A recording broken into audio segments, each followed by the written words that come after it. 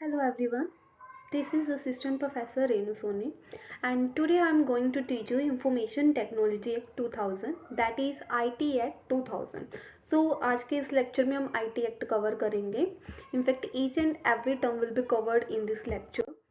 So first of all मैं आपको ये बता दूं कि इंडिया क्या है. India is one of the few countries यानी कुछ कंट्रीज में से इंडिया भी एक ऐसी कंट्री है कि इनके अलावा यूएसए, सिंगापुर एंड मलेशिया के अलावा जिन्होंने क्या किया हुआ है आईटी एक्ट को अडॉप्ट किया है. एंड आईटी एक्ट को अडॉप्ट करने का हमारा मेन पर्पज़ क्या है, ई कॉमर्स या फिर इलेक्ट्रॉनिक ट्रांजेक्शन्स को प्रमोट करना. यानी जो भी हम इलेक्ट्रॉनिक ट्रांजेक्शन्स करते रहते हैं, इलेक्ट्रॉनिक दूसरे के साथ कम्युनिकेट करते हैं.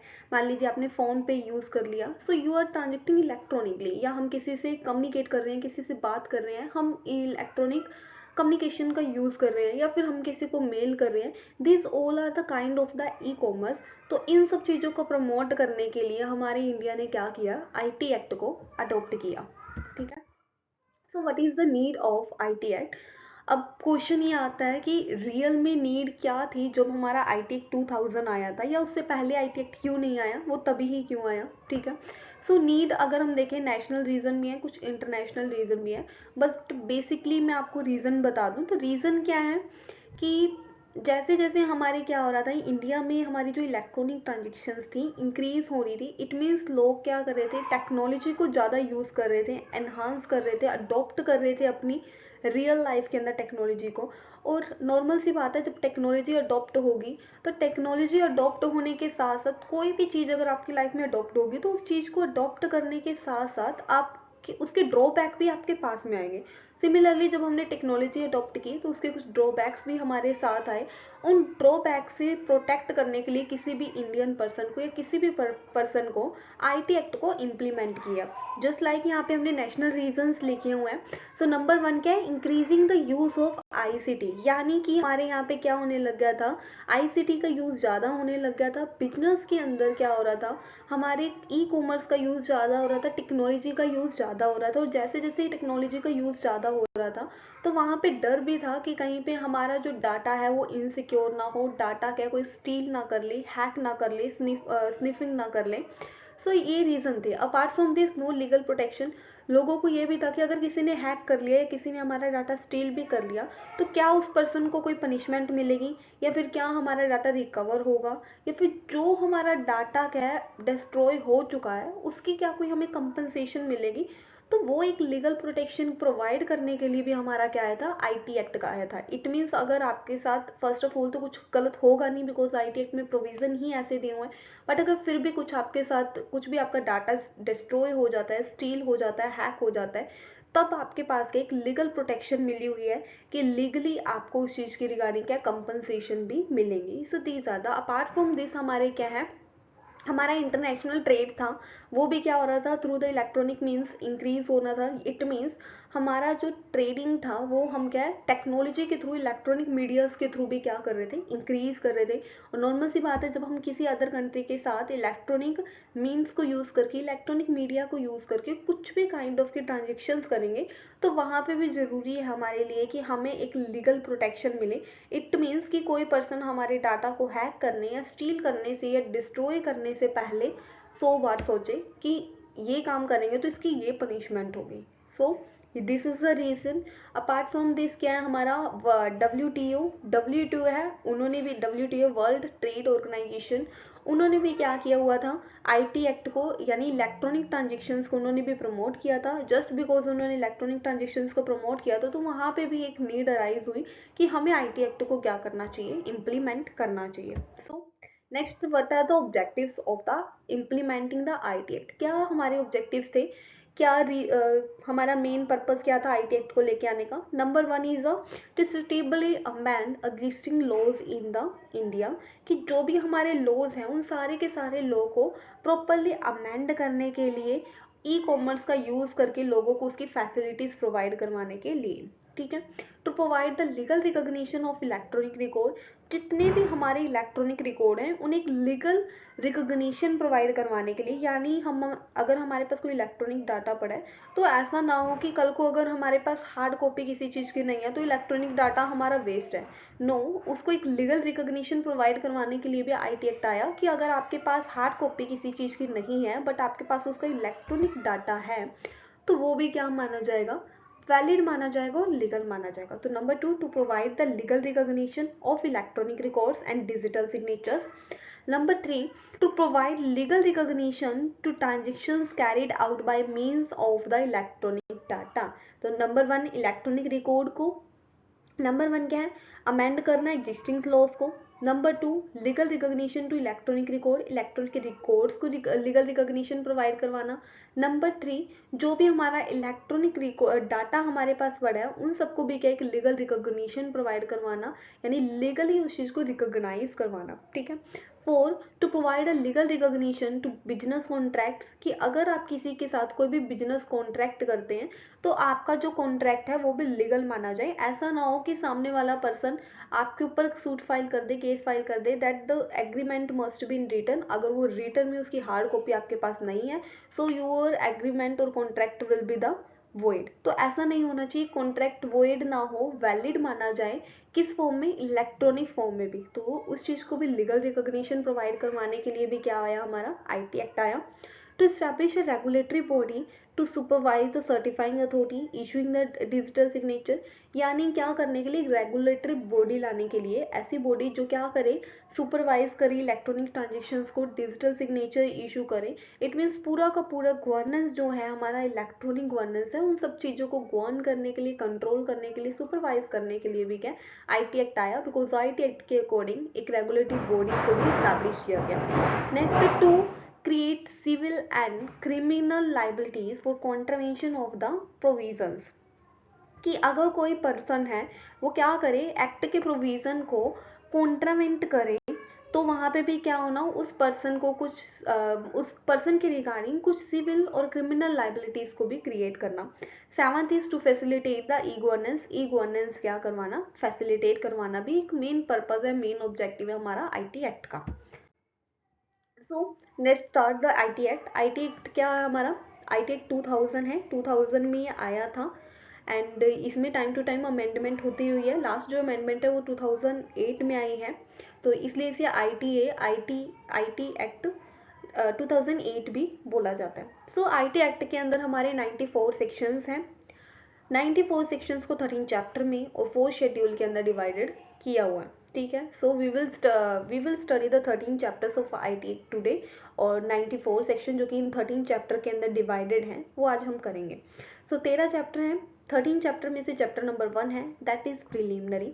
प्रिलिमिनरी जो होता है which is always related to, जो भी किसी भी एक्ट का जो प्रिलिमिनरी चैप्टर है उसमें हमें क्या दिया होता है, 3 चीज़ें प्रोवाइडेड होती हैं। नंबर 1 कि वो जो एक्ट है कहाँ कहाँ पे इम्प्लीमेंटेड है, उस एक्ट की किस नाम से इस एक्ट को जाना जाता है, एंड नंबर 3 क्या क्या डेफिनेशन इस सेक्टर ने हमें प्रोवाइड करवाई है, ये हमारी प्रिलिमिनरी में होता है। देन आ गया digital and electronic signature chapter 2, जिसमें बताया है कि डिजिटल और इलेक्ट्रॉनिक सिग्नेचर क्या होता है, इनकी क्या प्रोविज़न है।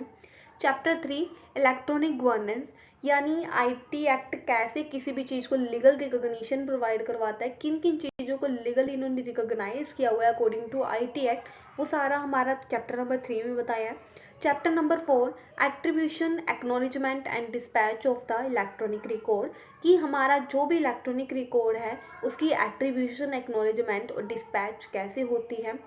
Secure chapter number 5 secure electronic record and secure digital signature, कि हमारे जो इलेक्ट्रॉनिक रिकॉर्ड्स हैं और डिजिटल सिग्नेचर हैं वो कितने सिक्योर हैं। Chapter number 6 regulation of certifying authority, 7 electronic signature certificate, duties of subscriber, chapter 8, chapter 9 penalties and adjudications, chapter 10 the cyber regulations appellate tribunal, chapter 11 offences, chapter 12 network service provision not be liable in certain cases, कि कहाँ कहाँ पे हमारे जो provision है वो applicable नहीं होते हैं। चैप्टर 13 इज द मिसलेनियस, यानी जो भी छोटी मोटी चीज़ें हैं वो हमारी चैप्टर 13 के अंदर दी हुई हैं। So let's start with the chapter 1।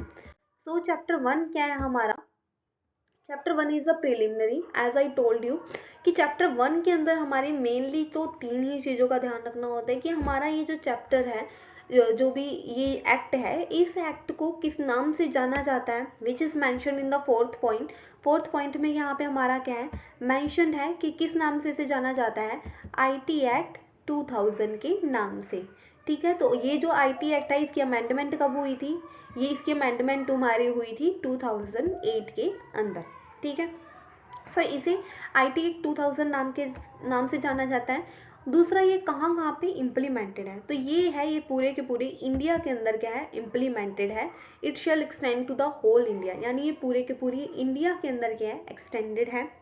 Then next, IT also applies to the offense and contravention. These are the small provisions कि ये contravention और offenses पे भी applied होता है। और ये किस दिन पे हमारे फोर्स में आया, जिस दिन सेंट्रल गवर्नमेंट ने क्या बाय नोटिफिकेशन इसको अपॉइंट कर लिया था, अडॉप्ट कर लिया था, दैट्स इट। तो मेन हमारा क्या है, IT एक्ट में दो पॉइंट मैंने आपको बता दिया कि पूरे इंडिया के अंदर इम्प्लीमेंटेड है, और दूसरा इसे IT एक्ट 2000 के नाम से जाना जाता है। तीसरी जो चीज़ है, दोज आर द डेफिनेशन। तो डेफिनेशन हम कुछ मेन डेफिनेशन ही डिस्कस करेंगे, हालांकि प्रोवाइडेड आपको यहाँ पे सारे डेफिनेशंस हैं, बट हम डिस्कस कुछ मेन डेफिनेशंस को ही करेंगे। सो मेन डेफिनेशंस हमारी क्या है, number 1 is a access. Access में क्या बोला है, access means with its grammatical variation and cognate expression, means gaining entry into instructing communicating with the logical arithmetical और memory function resource of a computer. Normal सी चीज़ है कि अगर आपको किसी भी इलेक्ट्रॉनिक मीडिया के अंदर एंटर कर, तो एंटर करने से पहले आपको सामने वाले की परमिशन चाहिए होगी, दैट इज एक्सेस, जो मैं आपको नॉर्मल लैंग्वेज में बता रही हूँ, जो कि हमारी अगर डेफिनेशन देखोगे अगर आप IT एक्ट के अकॉर्डिंग, तो वो यहाँ पे गिवन आपको। देन उसके बाद है एड्रेसी। एड्रेसी कौन होता है, एड्रेसी इज अ पर्सन जिससे हम चाहते हैं कि वो हमारा मैसेज रिसीव करे, उसके अलावा कोई और हमारा मैसेज या कोई भी हमारी इंफॉर्मेशन डॉक्यूमेंट रिसीव ना करे, दैट पर्सन इज एड्रेसी। तो मैं इसका मीनिंग आपको एड्रेस से बताती हूँ। नंबर 1 क्या होता है, एड्रेस। एड्रेस क्या होता है, किसी पर्सन का पता, यही होता है। जिस पर्सन का पता है उसको बोलते हैं एड्रेसर। मान लीजिए मैं हूँ, मुझे आप लोगों को मैसेज सेंड करना है, any kind of message that, समझ लीजिए गुड मॉर्निंग मैसेज मुझे आप लोगों को डिलीवर करना है। तो अगर मुझे आपको गुड मॉर्निंग करना है, तो मैं कौन हो जाऊंगी, आई विल बी द एड्रेसर, मैं हो जाऊंगी एड्रेसर, और जिसे ऑर्गेनेटर भी बोला जाता है। ठीक है, तो ऑर्गेनेटर क्या है, जिस पर्सन ने मैसेज भेजना, और एड्रेसी क्या है, जो हम चाहते हैं कि हमारे मैसेज को रिसीव करे। तो यहाँ पे लिखा हुआ है, addressee means a person who is intended by the ऑर्गेनेटर, यानी ऐसा पर्सन जो कि ऑर्गेनेटर के बाय इंटेंडेंट है। मैं ऑर्गेनेटर हूँ, मैं ये चाहती हूँ, मेरे थ्रू ही इंटेंडेंट है, क्या इंटेंडेंट है कि कोई एक पर्सन रिसीव करे इस चीज़ को, मेरे इलेक्ट्रॉनिक रिकॉर्ड को, मेरे इलेक्ट्रॉनिक रिकॉर्ड को, but does not include any intermediary, but बीच में कोई इंटरमीडिएटर ना आए। अगर मुझे गुड मॉर्निंग मैसेज किसी को करना है, तो मैं एक पर्टिकुलर पर्सन को उसी को करूँगी जो मैं चाहता है, या फिर कुछ भी मैंने इलेक्ट्रॉनिक डाटा किसी को मेल करना है, या फिर व्हाट्सएप करना है, Facebook, any kind of the media you can use. अगर मुझे किसी को कुछ भी मैसेज डिलीवर करना है, इलेक्ट्रॉनिक डाटा डिलीवर करना है, तो मैं इस पर्सन को सिलेक्ट करूंगी, और जिस पर्सन को मैं सिलेक्ट करूंगी अपना डाटा डिलीवर करूंगी, that person will be the addressee. और मैं ये नहीं चाहूंगी कि कोई और थर्ड पर्सन इंटरमीडिएटरी हमारे डाटा के बीच में आए। ठीक है, तो ये होता है एड्रेसी। इंटरमीडिएटरी नॉर्मल सी बात है, हमारे डाटा में नहीं आ सकता अगर हम किसी के साथ इलेक्ट्रॉनिकली कम्युनिकेट कर रहे हैं। अगर आप किसी के साथ verbally face to face communicate करेंगे ना, तो हो सकता है कि कोई तीसरा पर्सन आके बीच में आप लोगों के खड़ा हो जाए, but in the electronic communication आपकी परमिशन के बिना कोई भी थर्ड पर्सन आपकी कम्युनिकेशन में एंटर नहीं कर सकता। That is the third person is the intermediary, जो मैसेज डिलीवर करता है दैट इज द ऑर्गेनेटर, और जिसे ऑर्गेनेटर चाहता है कि वो मैसेज रिसीव करे, that person is the addressee. ठीक है, उसके बाद हमारा क्या है, जो मेन है, अफिक्सिंग द इलेक्ट्रॉनिक सिग्नेचर। अब ये जो इलेक्ट्रॉनिक सिग्नेचर है, इसको फिक्स करने का मेन हमारा पर्पस क्या होता है, द पर्पस ऑफ ऑथेंटिकेटिंग, क्या करना, ऑथेंटिकेट करना, किस चीज़ को, किसी भी इलेक्ट्रॉनिक रिकॉर्ड को। तो किसी भी इलेक्ट्रॉनिक रिकॉर्ड को ऑथेंटिकेशन प्रोवाइड करवाना क्या है, मेन पर्पस होता है हमारा इलेक्ट्रॉनिक सिग्नेचर को अफिक्स करने का। ठीक है, नेक्स्ट हमारा क्या है जो इंपॉर्टेंट है, that is asymmetric crypto system. तो ये बड़ा ध्यान से सुनो, असिमेट्रिक क्रिप्टो सिस्टम क्या होता है, इसमें कई बार प्रॉब्लम क्या अराइज हो जाती है। असिमेट्रिक क्रिप्टो सिस्टम क्या होता है, asymmetric crypto system means a system of a secure की पेयर। ये एक सिस्टम होता है जिसमें सिक्योर की पेयर यूज किए जाते हैं, कंसिस्टिंग ऑफ प्राइवेट की। एक तो होती है प्राइवेट की जिसका यूज होता है क्रिएटिंग अ डिजिटल सिग्नेचर को क्रिएट करना, और दूसरा होता है पब्लिक की का क्या यूज होता है to verify the digital signature. तो असिमेट्रिक क्रिप्टो सिस्टम एक सिस्टम होता है जिसमें दो कीज यूज की जाती हैं, प्राइवेट की एंड पब्लिक की। प्राइवेट की डिजिटल सिग्नेचर को क्रिएट करती है और पब्लिक यूज डिजिटल सिग्नेचर को वेरीफाई करती है। मैं आपको एग्जांपल दे देती हूँ। अब नॉर्मली जो प्राइवेट की होती है वो सबके पास होती है, सबकी अलग अलग होती है, लेकिन सारी कीज सारी प्राइवेट की है, सबकी अलग अलग है, यानी सबके अलग अलग डिजिटल सिग्नेचर होंगे which is normal. Digital signature क्या होते हैं, जो हमारी पर्सनल इंफॉर्मेशन से जुड़े हुए सिग्नेचर क्रिएटेड होते हैं। तो नॉर्मल सी बात है, पर्सनल इंफॉर्मेशन हम सबकी अलग अलग होगी। अगर सबकी पर्सनल इंफॉर्मेशन अलग अलग है तो डिजिटल सिग्नेचर अलग अलग होंगे, और डिजिटल सिग्नेचर की जो की है वो भी अलग अलग होगी, क्योंकि उसे क्रिएट करना है तो अलग अलग होंगे ना। लेकिन उसको अगर सबको वेरीफाई करना है तो वो सिर्फ एक ही की होती है, दैट इज द पब्लिक की। एग्जाम्पल देती हूँ मैं आपको। मान लीजिए कोई होटल है, आप मान लीजिए आप 10 से 15 लोग हैं जिन्होंने क्या करना है, किसी होटल के अंदर मान लीजिए आप लोगों ने ट्रिप पर गए और आप लोगों ने कोई रूम्स वहाँ पे 10 to 15 रूम्स क्या कर लिए, वहाँ पे बुक कर लिए, ठीक है। आप लोग अपने रूम से बाहर आए, बट 10 के 10 लोगों के रूम्स थे, अलग अलग थे, ठीक है। आप लोग अपने रूम से बाहर आए तो देन यू नोटिस्ड कि आप सबकी जो की है वो गुम हो गई। तो 10 लोगों के रूम की जो की है वो क्या थी, अलग अलग थी। आपका एक 11th फ्रेंड था जिसके पास एक की थी, बट उसकी की से आपके 10 लोगों के रूम ओपन नहीं हुए। तो यहाँ पे सबकी की क्या है, अलग अलग है, यानी एक पर्सन की दूसरे के रूम के लिए यूज नहीं हो सकती।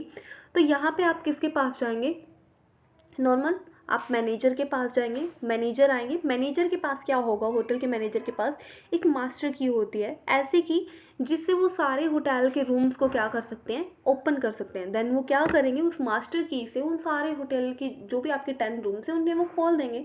तो यहाँ पे आपने नोटिस किया हो कि ये जो 11 पर्सन थे सबके पास अपनी एक अलग अलग की थी। हालांकि एक की गुम नहीं हुई थी 11 पर्सन की, लेकिन फिर भी उस 11 पर्सन की से आपका होटल का रूम बाकियों के 10 के रूम नहीं खुले, बिकॉज सबके पास क्या थी, प्राइवेट की थी, यानी किसी एक की दूसरे के लिए यूज नहीं हो सकती।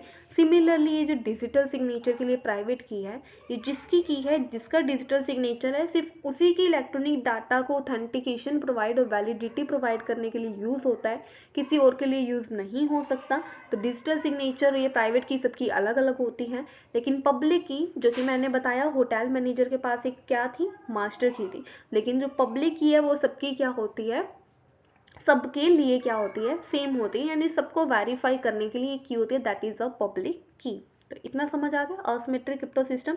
इसमें एक प्राइवेट की होती है, एक पब्लिक की होती है। प्राइवेट की का यूज होता है डिजिटल सिग्नेचर को क्रिएट करना, और पब्लिक की का मेन पर्पस क्या होता है, to verify the digital signature को वेरीफाई करना, ठीक है। इसका एक एग्जाम्पल और भी ले सकते हैं आप। मान लीजिए आप कहीं पे किसी शॉप पर गए, आपने कुछ भी बाय किया, मान लीजिए आपने कुरकुरे चिप्स का पैकेट ले लिया, that may be amount to the 40 rupees, 40 rupees का वो होगा, ठीक है। जैसे ही आपने वो 40 रुपीज़ के कुरकुरे चिप्स लिए, आपने इनिशिएट किया पेमेंट करने के लिए। तो नॉर्मली आजकल यही है कि हमें जब भी पेमेंट करनी होती है, then we use to ask for the scanner. हम स्कैनर पूछते हैं कि स्कैनर दीजिए। आपको स्कैनर मिल गया, आपने स्कैन किया, 40 रुपीज़ आपने पे करने हैं। तो आप क्या करेंगे, अपना पासवर्ड भरेंगे। मान लीजिए आपके 3-4 फ्रेंड्स भी हैं, उन्होंने भी पेमेंट करनी है, वहाँ पे और भी काफ़ी लोग हैं जिन्होंने पेमेंट करनी है। सब लोग क्या करेंगे, स्कैन करेंगे, अपना अपना पासवर्ड भर के, और आप पेमेंट कर देंगे। जैसे ही सब लोग पेमेंट करोगे, वहाँ से आवाज़ आएगी पेटीएम से कि इतने अमाउंट ऑफ रुपीज़ हमने कस्टमर से प्राप्त किए, 40 रुपीज़ 50 जितना भी प्राप्त हुए। तो वो वहाँ से क्या आएगा, एटीएम वहाँ से पेटीएम से आवाज़ आएगी, तो उनके स्पीकर से आवाज़ आई। तो अब आपने नोटिस किया होगा कि आप सबने जो पेमेंट की वो अपने डिफरेंट डिफरेंट अकाउंट से की, लेकिन पेमेंट कहाँ पे गई, एक सेम स्कैनर के ऊपर, सेम अमाउंट के अंदर, सेम अकाउंट के अंदर। तो अकाउंट में जैसे ही पेमेंट आई, उसने वेरीफाई कर दिया ऑटोमेटिकली उसी टाइम पे कि आपकी पेमेंट आ चुकी है, लेकिन पेमेंट सबने अलग अलग किसे की थी, पासवर्ड को यूज करके की थी। तो दैट आप सबकी प्राइवेट की अलग अलग थी, आप सबके पासवर्ड अलग थे, लेकिन उन सारे पासवर्ड्स के थ्रू जो पेमेंट आई उस पेमेंट को वेरीफाई किसने किया, एक सिंगल पब्लिक की ने। तो इतना समझ आ गया पब्लिक की क्या होती है, प्राइवेट की। बट यहाँ पे हम क्या पढ़ रहे हैं, asymmetric crypto system. It means यहाँ पे जो प्राइवेट और पब्लिक की का यूज है वो मेनली किससे रिलेटेड है, डिजिटल सिग्नेचर से। तो ये चीज समझ आ गई। देन उसके बाद क्या है, सर्टिफाइंग अथॉरिटी। सर्टिफाइंग अथॉरिटी क्या होता है, means a person who has been guaranteed a licence to issue a electronic signature certificate. यानी ऐसा person under section 24 sorry, means क्या है, ऐसा person who has been guaranteed, जिसे क्या गारंट हुआ हो, लाइसेंस मिला हुआ हो किस चीज का, इलेक्ट्रॉनिक सिग्नेचर इशू करने का। अगर मेरे पास लाइसेंस है आप लोगों को इलेक्ट्रॉनिक सिग्नेचर इशू करने का, then I will be the certifying authority. तो नॉर्मल सी बात है, ऐसी अथॉरिटी जो सर्टिफाइड हो क्या करने के लिए, सर्टिफिकेट्स इशू करने के लिए। जैसे मान लीजिए हमारे कॉलेजेस हैं, हमारे कॉलेजेस क्या हैं, उनको एक लाइसेंस मिला हुआ है ना, वो सर्टिफाइड है किस चीज़ के लिए, हमें ग्रेजुएशन या फिर पोस्ट ग्रेजुएशन की डिग्रीज प्रोवाइडेड करवाने के लिए। तो वो क्या हो जाएंगी, सर्टिफाइंग अथॉरिटी हो जाएंगी। सिमिलरली अगर हम आईटी एक्ट में देख रहे हैं तो आईटी एक्ट में हमारी सर्टिफाइंग अथॉरिटी क्या हो जाएगी, जो आपको इलेक्ट्रॉनिक सिग्नेचर प्रोवाइड करवाती है, that is a certifying authority. ठीक है, नेक्स्ट क्या हमारा, certification practice statement. Certification practice statement क्या होता है, means a statement issued by a certifying authority. ऐसी स्टेटमेंट जो सर्टिफाइंग अथॉरिटी इशू करती है, किस लिए करती है, to specify the practices that the certifying authority employs in issuing electronic signature certificate. यानी इसके अंदर वो सारी प्रैक्टिसेस लिखी होती हैं जो क्या करती हैं, जो एक इलेक्ट्रॉनिक सिग्नेचर को इशू करने के टाइम पे सर्टिफाइंग अथॉरिटी यूज करती है। तो सिंपल सी बात है, एक स्टेटमेंट है, नॉर्मल सी बात है, हमारा अकाउंट स्टेटमेंट बनाते हैं हम, तो अकाउंट स्टेटमेंट में क्या लिखा होता है, वो सारी प्रैक्टिसेस जो एक कंपनी ने की है। नॉर्मली सर्टिफिकेशन प्रैक्टिस स्टेटमेंट भी वही है जिसमें हम क्या है, इलेक्ट्रॉनिक सिग्नेचर इशू करते टाइम जो भी प्रैक्टिसेस यूज करते हैं वो सारी स्टेटमेंट के अंदर क्या है, लिखते हैं। ठीक है, देन उसके बाद कंप्यूटर सबको पता है, no need to tell anyone. Then उसके बाद है साइबर कैफे। साइबर कैफे क्या होता है, means any facility from where access to the internet is offered by any person in the ordinary course of business to the members of the public. यानी क्या है, cyber cafe एक place है जहाँ पे क्या किया जाता है, लोगों को इंटरनेट एक्सेस प्रोवाइड करवाई जाती है। सो इसके बारे में भी सबको ऑलरेडी आई नो पता होगा। देन उसके बाद है cyber security. Cyber security means protecting information, equipment, devices, computer resource, communication device and information stored therein सारी चीज़ों को प्रोवाइड करवाना है, क्या करना है, प्रोटेक्ट करना है। यानी जो भी हमारे इलेक्ट्रॉनिक हमारा डाटा पड़ा है, हमारी इंफॉर्मेशन पड़ी है, हमारे कंप्यूटर के रिसोर्सेज, जितना भी कुछ हमारे लैपटॉप, हमारे पीसी, हमारे मोबाइल, टैब, जितना भी कुछ पड़ा है, उन सारी चीज़ों को प्रोटेक्ट करना। किससे प्रोटेक्ट करना, अनऑथराइज एक्सेस, यानी कोई बिना हमारी मर्जी के क्या कर ले, बिना हमारी अथॉरिटी के एक्सेस ना कर ले, हमारे डाटा, हमारी इंफॉर्मेशन को यूज़ ना कर ले, या उसमें कोई डिसरप्शन या फिर क्या मॉडिफिकेशन या डिस्ट्रक्शन क्या क्रिएट ना करे। तो यहाँ पे क्या होती है, ये होती है साइबर सिक्योरिटी। यानी हमें सिक्योरिटी प्रोवाइड करवाई जा रही है किसी भी अनऑथराइज एक्सेस से। तो ये दैट इज क्या होगा हमारा, साइबर सिक्योरिटी। तो ये चीज़ समझ आ गई साइबर सिक्योरिटी। आप इससे एग्जांपल ये भी ले सकते हैं कि मान लीजिए आप किसी को व्हाट्सएप में मैसेज करते हैं, तो आप एक चीज़ नोट करते होंगे, तो वहाँ पे लिखा होता है एंड टू एंड इनक्रिप्टेड। तो इसका मतलब क्या होता है कि आपके जो मैसेज है वो एंड टू एंड प्रोटेक्टेड है, कि वो ऐसा नहीं है कि कोई थर्ड पर्सन आपके मैसेज को देख रहा है। अगर आप किसी एक पर्सन को कोई भी मैसेज डिलीवर कर रहे हैं, तो जो पर्सन जिसे आप मैसेज डिलीवर कर रहे हैं, जिसे क्या बोलते हैं हम, एड्रेसी, और जो मैसेज डिलीवर करता है उसे बोलते हैं ऑर्गेनेटर। तो ऑर्गेनेटर जिस एड्रेसी को मैसेज डिलीवर कर रहा है, सिर्फ एड्रेसी ही मैसेज दे सकता है, कोई थर्ड पर्सन हमारे मैसेज में अनऑथराइज एक्सेस नहीं ले सकता, हमारे मैसेजेस को, हमारे डाटा को यूज नहीं कर सकता। तो यही सिक्योरिटी हमें प्रोवाइड होती है। ठीक है, दैट इज साइबर सिक्योरिटी, जो कि हमें कोई भी अगर पर्सन हमें क्या करेगा, इलेक्ट्रॉनिक सर्विस प्रोवाइड करवाएगा, तो वो हमें साइबर सिक्योरिटी भी प्रोवाइड करवाएगा। जैसे मैंने एग्जांपल दे दिया व्हाट्सएप का, तो व्हाट्सएप ने हमें साइबर सिक्योरिटी भी प्रोवाइड करवाई है कि हमारे सारे messages end to end encrypted है, सारे के सारे प्रोटेक्टेड है। मेल हो गया या कोई भी आपका इलेक्ट्रॉनिक सर्विस अगर आपको किसी भी ऐप के थ्रू मिल रही है, तो वहाँ पे हमें साइबर सिक्योरिटी भी क्या होती है, प्रोवाइडेड होती है। अगर हमारी सिक्योरिटी क्या हो रही है, हैक हो रही है या कोई अनऑथराइज एक्सेस हो रही है, then we can take an action against that app. उसके बाद हमारा डिजिटल सिग्नेचर। डिजिटल सिग्नेचर क्या होता है, एक सिग्नेचर है जो किसी भी इलेक्ट्रॉनिक रिकॉर्ड को ऑथेंटिकेशन या वैलिडिटी प्रोवाइड करवाता है। यानी आपके जो भी इलेक्ट्रॉनिक रिकॉर्ड है वो वैलिड कब माने जाएंगे, जब डिजिटल सिग्नेचर उसके ऊपर अटैच हो जाएगा। देन उसके बाद इलेक्ट्रॉनिक गैजेट। इलेक्ट्रॉनिक गैजेट क्या होता है, means the official gazette published in electronic form. कोई भी ऑफिशियल आपका गैजेट है, मान लीजिए कोई एक्ट पास हुआ है, कोई बजट, कोई बिल पास हुआ है, तो कोई भी अगर आपका ऑफिशियल गैजेट है जब वो इलेक्ट्रॉनिक फॉर्म के अंदर क्या हो जाता है, पब्लिश हो जाता है, तो उसे बोलते हैं इलेक्ट्रॉनिक गैजेट। ठीक है। की पेयर मैंने आपको पहले ही बता दिया कि दो हमारे की पेयर होते हैं, एक पब्लिक की और एक प्राइवेट की। प्राइवेट की का यूज होता है क्रिएट करने के लिए डिजिटल सिग्नेचर को, और पब्लिक की क्या करती है, वेरीफाई करती है डिजिटल सिग्नेचर को। ठीक है। Then the licence. लाइसेंस क्या होता है, जो हम गारंट किसको गारंट करते हैं, सर्टिफाइंग अथॉरिटी को। सर्टिफाइंग अथॉरिटी को लाइसेंस क्यों मिलता है, किसी को भी इलेक्ट्रॉनिक सिग्नेचर इशू करने के लिए। तो ये सारी हमारी क्या थी, definition which we have done in chapter number 1। तो चैप्टर नंबर 1 के अंदर हमने सारे क्या किए थे, सारे के सारे जितने भी हमारे 3 स्टेप किए थे मेनली। तो नंबर 1 प्रिलिमिनरी था चैप्टर नंबर 1, जिसमें हमने ये डिस्कस किया कि जो भी आपका एक्ट है वो पूरे के पूरे इंडिया के अंदर इम्प्लीमेंटेड है। दूसरा, आपके एक्ट को आईटी एक्ट 2000 नाम से जाना जाता है और इसकी अमेंडमेंट क्या है, वो 2008 में पास हुई थी। तीसरा, इसमें कुछ डेफिनेशंस प्रोवाइडेड थे विच आई एक्सप्लेन्ड यू। अब हमारा नेक्स्ट आ गया chapter number 2, that is the digital signature and electronic signature. यानी डिजिटल सिग्नेचर और इलेक्ट्रॉनिक सिग्नेचर। तो हम इस पे बात करेंगे कि इन दोनों, ये दोनों क्या है या इनके रिगार्डिंग क्या प्रोविजंस प्रोवाइडेड है। तो अब पीछे जो हमने किया था वो सेक्शन 1 और सेक्शन 2 हमने कर लिया था। अब जो डिजिटल सिग्नेचर है इसमें हम क्या कर रहे हैं, section 3, authentications of electronic record. Number 1 जो हमारे डिजिटल या इलेक्ट्रॉनिक सिग्नेचर है वो क्या करते हैं, हमारे इलेक्ट्रॉनिक रिकॉर्ड्स को ऑथेंटिकेशन प्रोवाइड करवाते हैं।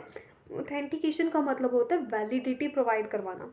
यानी अब मान लीजिए आप किसी कॉलेज में है, कोई एप्लीकेशन आप किसी पर्सन को दे रहे हैं, तो आपकी एप्लीकेशन वैलिड कब मानी जाती है, जब आपके प्रिंसिपल या आपके किसी टीचर की उस एप्लीकेशन के ऊपर सिग्नेचर होते हैं, तभी वो वैलिड मानी जाती है। सिमिलरली अगर आपकी कोई इलेक्ट्रॉनिक वे में अगर कोई भी आपकी ईमेल भेज रहे हैं, आप किसी को इलेक्ट्रॉनिक मीडिया को यूज करके कोई एप्लीकेशन दे रहे हैं, कोई रिकॉर्ड दे रहे हैं, तो आपका वो रिकॉर्ड, आपकी वो एप्लीकेशन वैलिड कब मानी जाएगी, जब उसके ऊपर डिजिटल सिग्नेचर अफिक्स्ड होंगे। तो डिजिटल सिग्नेचर का मेन पर्पस क्या है, ऑथेंटिकेशन प्रोवाइड करवाना इलेक्ट्रॉनिक रिकॉर्ड को।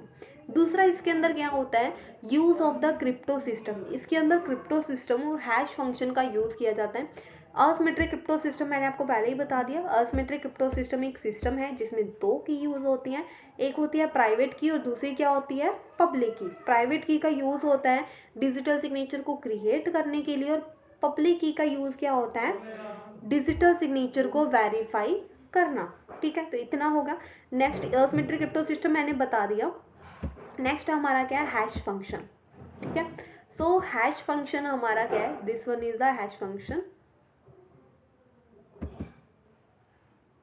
हैश फंक्शन क्या है, which envelop and transform the initial electronic record into the another electronic record. यानी क्या करता है ये, हमारे इनिशियल इलेक्ट्रॉनिक जो भी रिकॉर्ड है उन्हें ट्रांसफॉर्म कर देता है किसी अनदर इलेक्ट्रॉनिक रिकॉर्ड में। आप यहाँ से इसे समझ पाएंगे।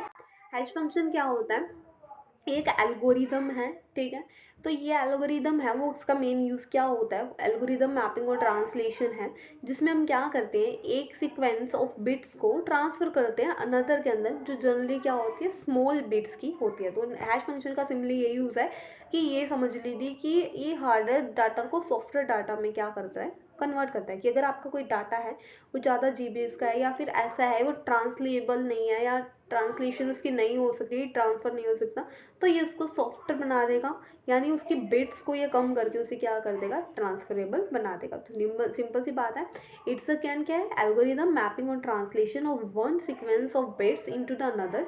एक सीक्वेंस ऑफ बिट्स को क्या करता है, ये ट्रांसलेट करता है अनदर में, जो कि जनरली क्या होती है, स्मॉलर सेट की होती है, जिसे हम क्या बोलते हैं, हैश रिजल्ट। लेकिन हैश रिजल्ट हमेशा सेम ही होता है। जस्ट लाइक अगर मान लीजिए, अगर आप नॉर्मल सी बात है, एल्गोरिदम है तो एल्गोरिदम हमेशा जो रिजल्ट देगी वो आपको क्या देगी, हमेशा सेम देगी। ऐसा नहीं है कि इस बार मैंने 2+2 लिख दिया 4 आ गया, तो नेक्स्ट टाइम अगर मैं कैलकुलेटर में 2+2 लिखूंगी तो 5 आएगा। Calculator will always provide me result 2+2 = 4। तो हमेशा जो रिजल्ट मिलेगा वो 2+2 = 4 ही मिलेगा, वो 5 नहीं मिलेगा, बिकॉज ऑफ द एल्गोरिदम हमारी वहाँ पे यही यूज हुई है कैलकुलेटर में। ठीक है, नेक्स्ट क्या है हमारा, ये हो गए 3 फीचर हमने कर लिया। नंबर 1 हमने क्या किया था कि ऑथेंटिकेशन प्रोवाइड करवाता है किसको, किसी भी डाटा को। नंबर 2 इसमें असिमेट्रिक क्रिप्टो सिस्टम का यूज हुआ है।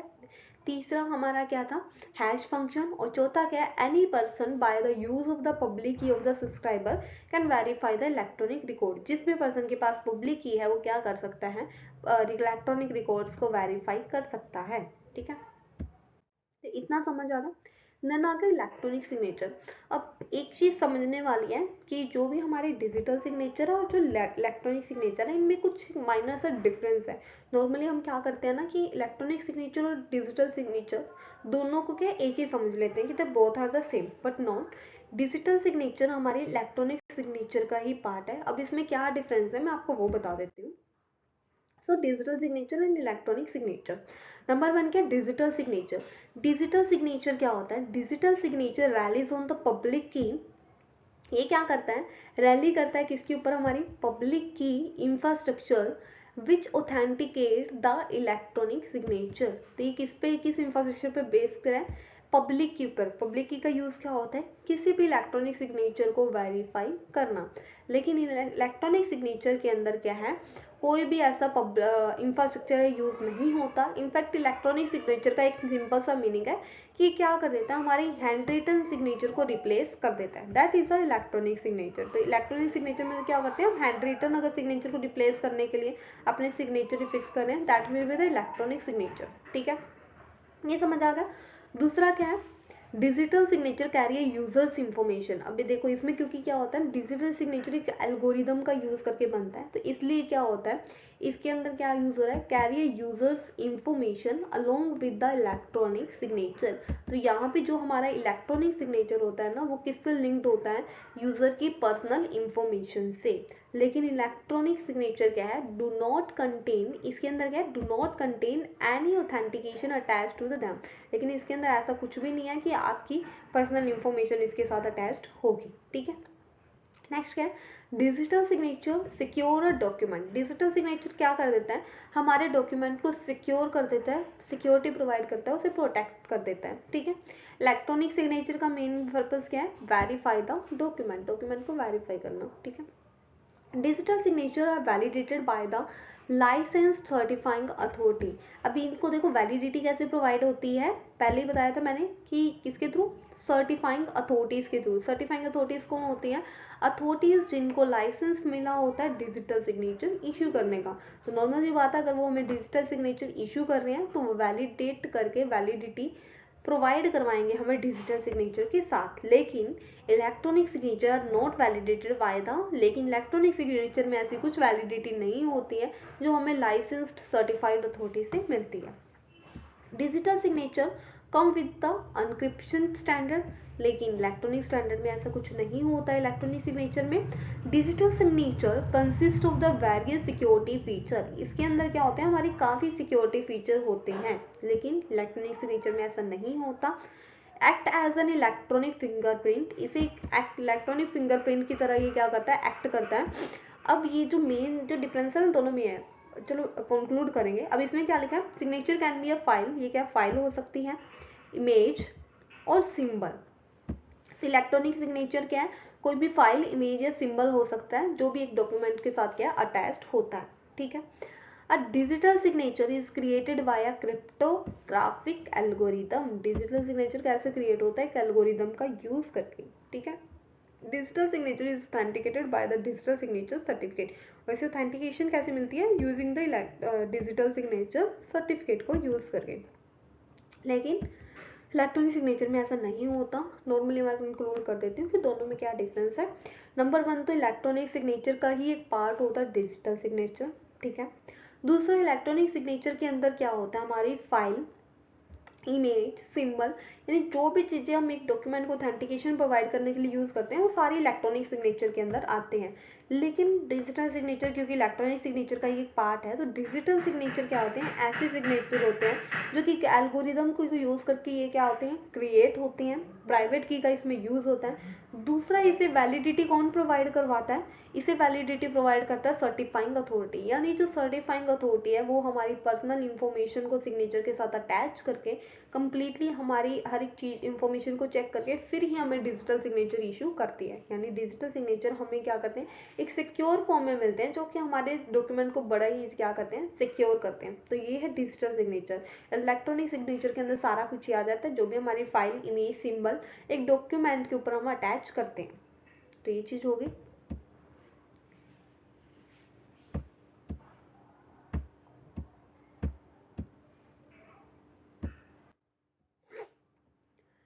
Next one is chapter 3।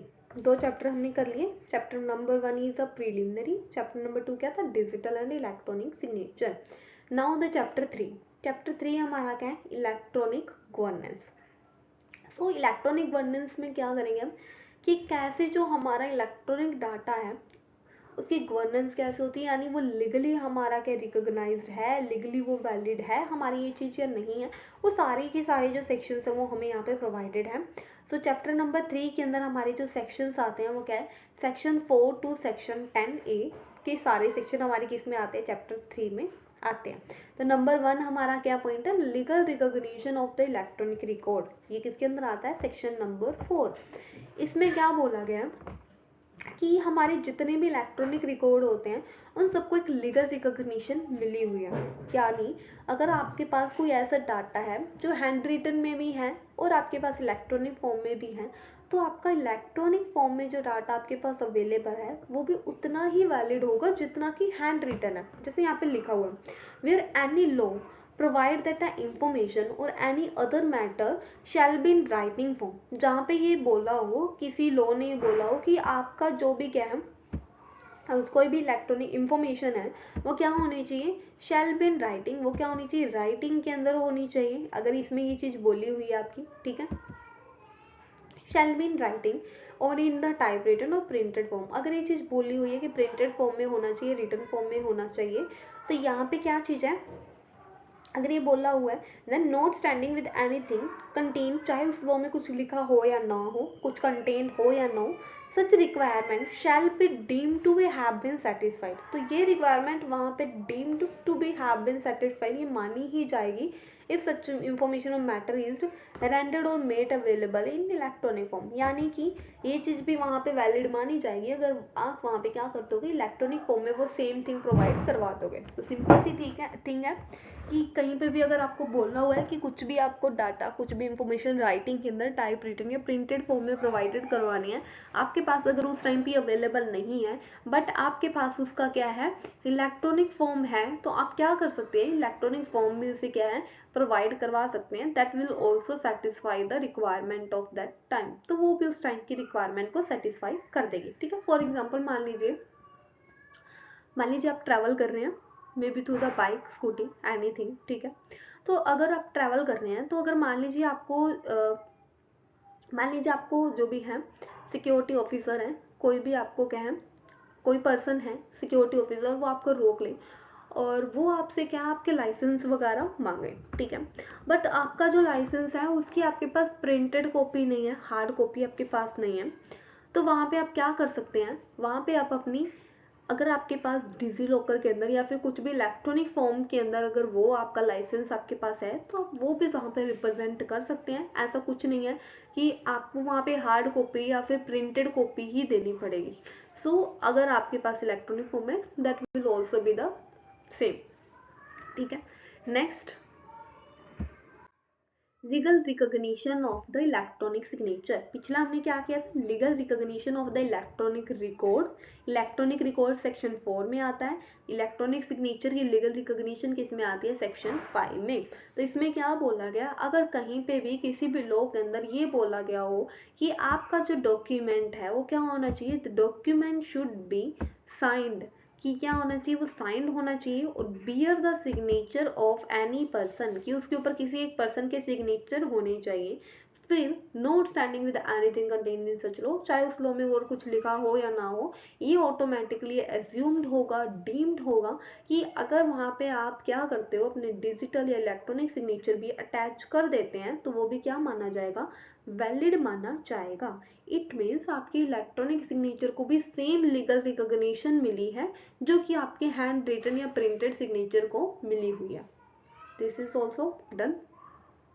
Next, use of the electronic records, हमने पीछे कर लिया सेक्शन 4, सेक्शन 5, अब कर रहे हैं हम section 5। Section 4 which is related with the, किस चीज से रिलेटेड वो था, legal recognition of electronic record. Section 5 related था हमारा legal recognition of electronic signature. अब है हमारा section 6, use of the electronic record and electronic signature in the government and its agency. ये क्या बोलता है, अगर किसी भी लॉ के अंदर ये प्रोवाइड हो, where any law provide for the filling of any form, application or any other document with any officer, authority, body or agency owned or controlled by the appropriate government in the particular manner। अगर कहीं पे भी किसी भी law के अंदर ये provided हो कि आपको एक एप्लीकेशन फॉर्म है, एक पर्टिकुलर मैनर के अंदर क्या करना है, फिल करना है, ठीक है। तो अगर वहाँ पे कुछ भी किसी भी गवर्नमेंट सेक्टर में कुछ भी बोला हुआ है कि आपको हैंड रिटन फॉर्म में या प्रिंटेड फॉर्म में किसी भी डॉक्यूमेंट को प्रोवाइड करवाना है, तो वहाँ पे क्या माना जाएगा, सच रिक्वायरमेंट शैल बी, अब यहाँ पे लिखा है रिसिप्ट और payment of money in a particular manner, कि आपको क्या करना है, रिसिप्ट है और जो पेमेंट है, पेमेंट ऑफ मनी है, वो एक पर्टिकुलर मैनर के अंदर क्या करवानी है, प्रोवाइड करवानी है, in a particular manner. Then the not standing, चाहे उसके अंदर कुछ लिखा ना हो shall be deemed to have been satisfied if such filing, issue, grant, receipt or payment as the case may be is affected by the mean of such electronic form। अगर हम वो सेम चीजें इलेक्ट्रॉनिक फॉर्म को use करके भी करते हैं तो वो भी वैलिड माना जाएगा, ठीक है। यानी कुछ भी आपको इशू करना है, गारंटी देनी है, या फिर आपको कुछ भी रिसिप्ट है, पेमेंट ऑफ मनी है, वो अगर आप इलेक्ट्रॉनिक फॉर्म के थ्रू भी करते हैं तो वो भी वैलिड मानी जाएगी, वो रिसिप्ट भी आपकी वैलिड मानी जाएगी इन द सेम मैनर जैसे कि आपकी विदाउट इलेक्ट्रॉनिक फॉर्म है। तो ये हो गया section 6। Now the section 7 that is related to the retention of electronic record, कि आपका इलेक्ट्रॉनिक रिकॉर्ड की रिटेंशन के रिगार्डिंग प्रोविजन इसमें बताया। Where any law provide that the document record information shall be returned for the, कहीं पे भी अगर किसी लॉ ने प्रोवाइड हो कि ये जो डॉक्यूमेंट है, रिकॉर्ड्स है और इन्फॉर्मेशन है shall be retained for any specific period, अगर कहीं पे भी बोला है then that requirement shall be deemed to be have been satisfied if such document, record और information are retained in electronic form. तो ऐसा नहीं है कि आपके पास उसकी हार्ड कॉपी हो, अगर आपके पास उस डॉक्यूमेंट को अपनी इलेक्ट्रॉनिक फॉर्म में भी रिटेन करके क्या करा हुआ है, प्रोटेक्ट करके रखा हुआ है, तो वो भी क्या माना जाएगा, वो भी सेम ही वैलिड माना जाएगा जैसे कि आप हार्ड कॉपी या प्रिंटेड फॉर्म को रखते हैं, ठीक है। The information contained therein remains accessible so as to be usable, और आपकी जो भी इंफॉर्मेशन वो एक्सेसिबल होगी और वो उसी मैनर के अंदर रिटेन रहेगी जिस मैनर में आपने ओरिजिनली क्या किया, सेंड किया या फिर रिसीव किया या फिर उसको सेव किया।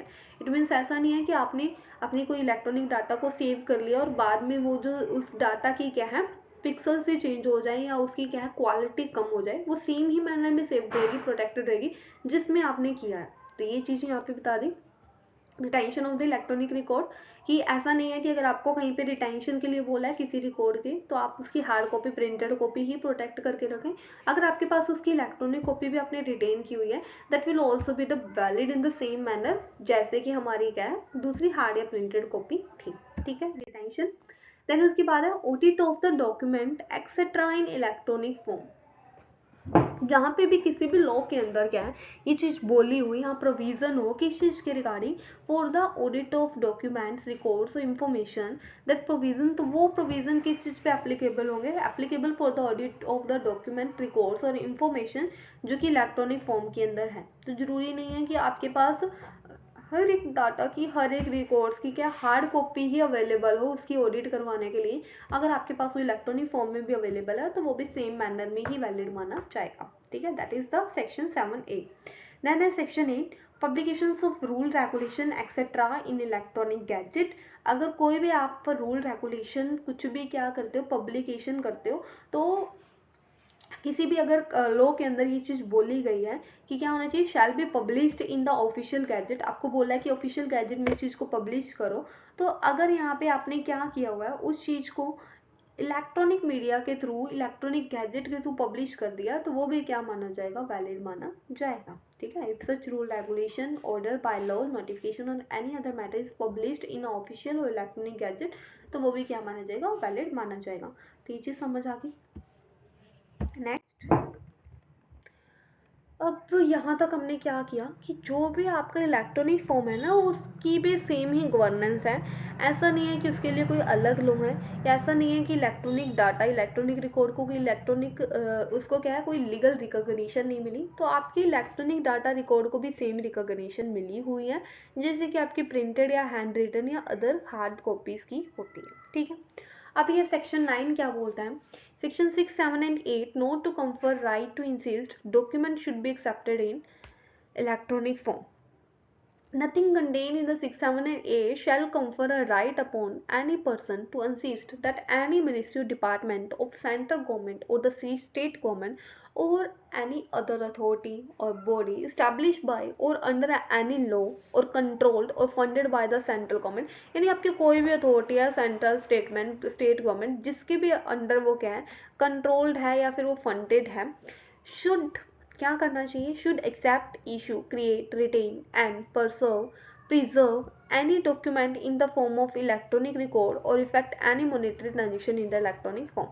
तो यहाँ पे इन्होंने क्या बोला हुआ है कि हम यहाँ पे क्या कर सकते हैं, ऐसा नहीं है कि हम अपना राइट कंफर करें, confer a right upon any person, कि हम किसी पर्सन को इंसिस्ट करें कि वो हमें क्या करवाए, द सेम थिंग प्रोवाइड करवाए, किस चीज़ के अंदर, इलेक्ट्रॉनिक फॉर्म के अंदर। नॉर्मल सी बात है कि हम अगर हमारे पास कुछ इलेक्ट्रॉनिक फॉर्म अवेलेबल है, हम वो हैंड रिटन के प्लेस पे किसी को एज अ प्रूफ दिखाना चाहते हैं या फिर हम रिप्रेजेंट करते हैं, that will be the valid, but हम सामने वाले को कंपेल नहीं कर सकते कि वो भी हमारे साथ इलेक्ट्रॉनिकली क्या करे, ट्रांजेक्ट करे। जहाँ पे पॉसिबल है वहाँ पे सामने वाला करेगा, लेकिन we can't compel that. For example, मान लीजिए आप किसी फ्रूट शॉप पे गए या किसी भी शॉप के ऊपर गए, आपने वहाँ से कुछ परचेज किया, परचेज करके आपके पास मान लीजिए कैश नहीं है, आपने पेमेंट करना है। अगर आपको वो शॉपकीपर बोल दे कि उनके पास क्या है, ऑनलाइन ट्रांजेक्शन्स ही नहीं होती हैं और आप उनके साथ मोनेटरी ही क्या करना पड़ेगा, आपको उनको ट्रांजेक्ट करना पड़ेगा, उनकी कंसिडरेशन मोनेटरी ही आपको पे करनी पड़ेगी,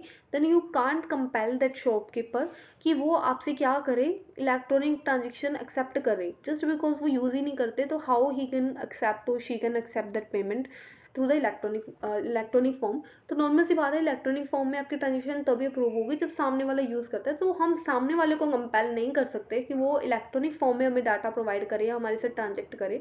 अगर हमारे पास as a proof electronic form है तो वो उसे लीगल रिकॉग्निशन मिली हुई है। That is said in section number 9। Then is section 10, power to make rules by the central government in respect of the electronic signature। तो इसमें क्या है, द सेंट्रल गवर्नमेंट में for the purpose of this act by rules prescribe the type of. तो normal सी बात है, section 10 में क्या बोला कि जो भी हमारी सेंट्रल गवर्नमेंट है, सेंट्रल गवर्नमेंट के पास क्या रूल्स हैं, किस चीज़ के रिगार्डिंग, कि वो रूल्स बनाती है इलेक्ट्रॉनिक सिग्नेचर के रिगार्डिंग। अब ये जो इलेक्ट्रॉनिक सिग्नेचर है, ये टर्म हमारी कब मॉडिफाइड हुई थी, 2008 के अंदर जब अमेंडमेंट पास हुई थी, लिखा हुआ ना IT एक्ट अमेंडमेंट 2008, इसकी ये फुल फॉर्म है। ठीक है, IT एक्ट अमेंडमेंट 2008, यानी ये अमेंडेड फॉर्म थी इलेक्ट्रॉनिक फॉर्म की, जिसके अकॉर्डिंग सेंट्रल गवर्नमेंट क्या करती है, सारे के सारे इसके पास, सेंट्रल गवर्नमेंट के पास रूल होते हैं कि वो पावर होती है कि वो सारे रूल्स बनाते हैं इलेक्ट्रॉनिक सिग्नेचर के रिगार्डिंग। ठीक है, तो इसमें ये बताया हुआ है the type of the electronic signature, the manner and the format, किस फॉर्मेट में इलेक्ट्रॉनिक सिग्नेचर है, शैल बी अफिक्स्ड, किस फॉर्मेट के अंदर वो फिक्स होना चाहिए, क्या टाइप का इलेक्ट्रॉनिक सिग्नेचर है, उसके टाइप, द मैनर और प्रोसीजर, जो भी चीज़ें वो सारी सेंट्रल गवर्नमेंट ने क्या करती है, प्रोवाइड करवाती है, उसकी प्रिस्क्राइब्ड मैनर में ही हमें अपने वर्क को इनिशिएट करना होता है। ठीक है, देन हमारा section 10A, that is the last section of this chapter. Chapter क्या चल रहा है हमारा, चैप्टर चल रहा है 3, क्या चैप्टर है? Electronic governance. इलेक्ट्रॉनिक गवर्नेंस में हमारे सेक्शन कौन से आते हैं? सेक्शन 4 से लेकर सेक्शन 10A तक हमने इलेक्ट्रॉनिक गवर्नेंस में किया। तो ये लास्ट क्या है? Validity of contract form through electronic means. अगर आप इलेक्ट्रॉनिक मीन्स का यूज करके किसी के साथ में कोई कॉन्ट्रैक्ट करते हैं, अभी कॉन्ट्रैक्ट क्या होता है? You must know that. अगर आप बिजनेस लॉ किया है, आपने इंडियन कॉन्ट्रैक्ट किया है, तो आपको पता होगा कॉन्ट्रैक्ट क्या होता है। कॉन्ट्रैक्ट क्या होता है? जब आप किसी पर्सन को किसी भी चीज़ के लिए प्रपोजल देते हैं, प्रपोज करते हैं किसी भी चीज़ के लिए, फॉर एग्जांपल मान लीजिए मैं बोलूँ, मान लीजिए सीता है, वो गीता से बोलती है। मान लो मैं सीता हूँ, मैं गीता से बोलूँ कि मुझे क्या करनी है, 200 गुड्स हैं, वो आपको मैं सेल करना चाहती हूँ, 200 यूनिट्स ऑफ द मार्कर। अगर मैं ये बोलूँ तो मैं यहाँ पे क्या कर रही हूँ, सामने वाले को प्रपोजल दे रही हूँ। सामने वाली अगर गीता है, वो मेरे प्रपोजल को एक्सेप्ट कर ले, तो वो क्या हो जाएगा? Acceptance of proposal. ठीक है। अब ये प्रपोजल एक्सेप्ट हो जाएगा, कंसिडरेशन हो जाएगी, तो यहाँ पे हमारा कॉन्ट्रैक्ट बन, एग्रीमेंट हो जाएगा। एग्रीमेंट से वो कॉन्ट्रैक्ट आ जाएगा, क्योंकि वहाँ पे अगर लीगल एनफोर्सेबिलिटी आ जाएगी तो वो कॉन्ट्रैक्ट बन जाएगा। तो that is a process of contract, जो कि अब यहाँ पे है क्या? अगर यही कॉन्ट्रैक्ट, यानी मैं सामने वाले को प्रपोजल क्या कर दूँ, मान लो बाय मेल कर दूँ, बाय मेल ही सामने वाले पर्सन, अगर मान लीजिए गीता है, वो मेरे प्रपोजल को एक्सेप्ट कर ले, एक्सेप्ट करके हमारा प्रॉमिस बन गया। प्रॉमिस क्या हमने रिटर्न में तो हो ही गया, नॉर्मल सी बात है, मेल हमने एक दूसरे को कर दी है, प्रॉमिस के साथ साथ कंसिडरेशन हो रही है, डिलीवरी हो रही है, हम सारी की सारी लीगल इन्फोर्सिबिलिटी को वहाँ पे यूज़ कर रहे हैं, यानी हमारा जो कॉन्ट्रैक्ट है वो कम्प्लीटली वैलिड है। तो अगर हमने सारा का सारा कॉन्ट्रैक्ट क्या किया हुआ है, ई फॉर्म के थ्रू किया है, यानी हमारे पास कोई हार्ड कॉपीज उसकी नहीं है, तब भी हमारा कॉन्ट्रैक्ट क्या माना जाएगा? वैलिड माना जाएगा। तो ये चीज हमारी बोली सेक्शन 10A के अंदर। ठीक है। The case may be are expressed in electronic form or by the mean of electronic, such a contract shall not be deemed to be the unenforceable। तो ऐसा नहीं है कि हम उस कॉन्ट्रैक्ट को unenforceable बोल दें solely on the ground that the such electronic form or means was used for that purpose। तो ऐसा कुछ भी नहीं होगा। तो ये हो गया हमारे चैप्टर 3। 3 चैप्टर हमने कर लिए। चैप्टर 1 क्या था हमारा? प्रिलिमिनरी। प्रिलिमिनरी जिसके अंदर 3 चीजें बताई हुई थी। नंबर 1 उसके अंदर क्या था, ये एक्ट हमारा कहाँ पे इम्प्लीमेंट है। दूसरा हमारा ये एक्ट जो है किस नाम से जाना जाता है, IT एक्ट 2000 के नाम से जाना जाता है। और तीसरा डेफिनेशंस दी हुई थी। ये था chapter number 1 preliminary. Chapter number 2 हमारा क्या था, digital signature and electronic signature. दोनों में मैंने आपको डिफरेंस बताए थे। डिजिटल सिग्नेचर और इलेक्ट्रॉनिक सिग्नेचर का ही एक पार्ट होता है, as I told you. Then हमने किया चैप्टर नंबर 3, वो क्या था हमारा, इलेक्ट्रॉनिक गवर्नेंस, की जितना भी हमारा इलेक्ट्रॉनिक फॉर्म में डाटा है वो क्या है, लीगली वैलिड है या नहीं, वो सारे पॉइंट्स हमने वहाँ पे किए। अब हमारा जो है that is a chapter number 4। तो ये क्या है, attribution, acknowledgement and dispatch of the electronic record. इसके अंदर हमारे 3 सेक्शन आते हैं, section 11, section 12, section 13। Attribution is related to the section 11, acknowledgement to the 12 and dispatch of electronic record is related to the section 13। तो अब हम करेंगे section 11, attribution of electronic record. तो कोई भी इलेक्ट्रॉनिक रिकॉर्ड है, नंबर 1 के shall be attributed to the ऑर्गेनेटर।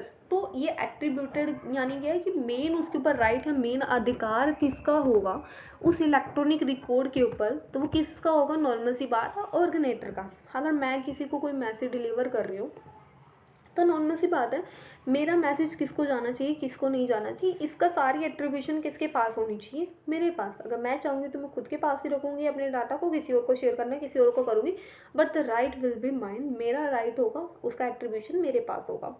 If it was sent by the ऑर्गेनेटर himself, चाहे वो ऑर्गेनेटर खुद सेंड करे, बाय चाहे मैं अपने बिहाफ पे किसी और पर्सन को करवाऊँ, who had the authority मेरे बिहाफ पे, और by the information system programmed by और on the behalf of the organisation, यानी कोई भी करे ऑटोमेटिकली, तो वहाँ पे उसका जो एट्रीब्यूशन है वो किसका होगा, वो मेरा होगा। ठीक है। यानी अगर मेरी चैट में से कुछ भी मैसेज गया है या फिर मैंने अगर किसी को कुछ डाटा भेजा है, तो सारे के सारे डाटा का जो एट्रीब्यूशन है, जो भी रिस्पॉन्सिबिलिटी है, जो भी राइट्स है, वो सारे मेरे होंगे। अगर मेरी तरफ से डाटा गया तो ये समझ जाएगा कि वो डाटा किसने सेंड किया है, वो मैंने ही किया है। ठीक है। तो next is acknowledgement of the receipt. यानी कि क्या है, आपका जो मैसेज है वो सामने वाले को रिसीव हो गया या नहीं, इस चीज़ को एक्नॉलेज करना कि रिसिप्ट जो भी आपने सामने वाले को, जो भी आपका क्या था एड्रेस ही था, एड्रेस ही के थ्रू से एक्नॉलेजमेंट आ गई या नहीं ये। तो जहाँ पे भी क्या हो, जहाँ पे भी एक ऑर्गेनेटर जो है, where the originator has not agreed with the stipulated that the acknowledgement of receipt, जहाँ पे भी क्या है ऑर्गेनेटर ने ये मेंशन ना किया हो कि एक्नॉलेजमेंट ऑफ रिसिप्ट का क्या होना चाहिए, क्या फॉर्मेट होना चाहिए, क्या पर्टिकुलर फॉर्म होनी चाहिए, मेथड होना चाहिए, कुछ भी मेंशन नहीं है, तो वहाँ पे क्या हो जाएगी, एक्नॉलेजमेंट में भी गिवन बाय। तो एक्नॉलेजमेंट कैसे मिल सकती है हमें, by any communication by the addressee. Addressee हमें कैसे भी कम्युनिकेट करके एक्नॉलेजमेंट दे देगा कि उन्होंने एक्नॉलेज कर लिया हमारे मैसेज को, हमारे रिकॉर्ड को, इलेक्ट्रॉनिक रिकॉर्ड जो भी हमने सेंड किया, ऑटोमेट और अदरवाइज, या फिर या तो वो कम्युनिकेट कर देगा, या फिर any conduct of the addressee, या फिर एड्रेसी के किसी कंडक्ट से हमें ये पता लग जाएगा कि हमारी एक्नॉलेजमेंट ऑफ रिसिप्ट हो चुकी है। सफिशिएंट टू इंडिकेट, ये होगा address is sufficient to indicate the originator that electronic has been received. तो ये ऑर्गेनेटर को क्या कर देगा, सफिशिएंट है इंडिकेट करने के लिए कि उनका जो मैसेज है वो रिसीव हो चुका है। फॉर एग्जाम्पल मान लीजिए, बड़ा सिंपल सा एग्जांपल है, मान लीजिए आप किसी को कुछ भी मैसेज डिलीवर करते हैं, जस्ट टेक एन एग्जांपल, आपने किसी को व्हाट्सएप पर कुछ भी डॉक्यूमेंट डिलीवर किया है, ठीक है। तो अगर आपके डॉक्यूमेंट्स पे आप देखते हैं कि वहाँ पे हमारे क्या आते हैं कि 2 टिक आते हैं, ठीक है। तो अगर तो वो टिक आपके ब्लू हो जाते हैं तो आप ये मान लेते हैं कि आपका जो मैसेज है वो किसने रिसीव कर लिया, एड्रेसी ने रिसीव कर लिया।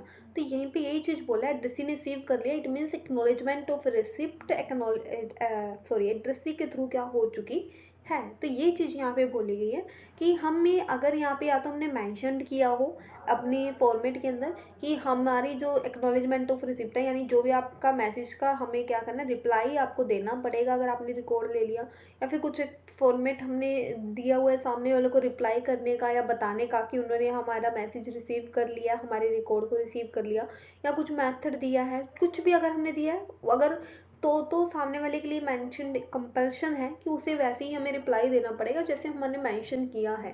बट अगर मैंने मेंशन नहीं किया है तो सामने वाला अगर हमें क्या कर रहा है, वो कैसे भी कम्युनिकेट कर सकता है एक्नॉलेजमेंट का, कि ये बता सकता है कि उन्होंने मैसेज रिसीव कर लिया, या फिर हम उसके किसी कंडक्ट के थ्रू ये एस्टिमेट लगा लेंगे that the electronic record has been received, कि इलेक्ट्रॉनिक रिकॉर्ड क्या रिसीव हो चुकी है, ठीक है। नेक्स्ट क्या हमारा, time and place of dispatch. Number क्या, सेक्शन 11 था।